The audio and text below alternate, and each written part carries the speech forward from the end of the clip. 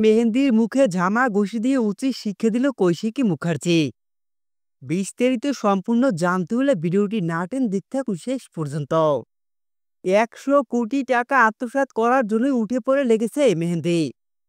মেহেন্দি কৈশিরী মুখার্জির চেহারা ও মুখার্জি পরিবারের সমস্ত সম্পত্তি ও 100 কোটি টাকা আত্মসাৎ করার জন্য জগদ্ধাত্রীকে খুন করার অপরাধে মুখার্জি পরিবারের সবাইকে কোর্টে টেনে নিয়ে আসে।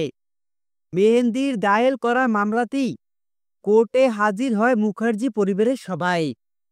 দেখা যায় কোর্টে একের পর এক মেহেন্দির উকিল মুখার্জি পরিবারের সবাইকে জিজ্ঞাসাবাদ করছে।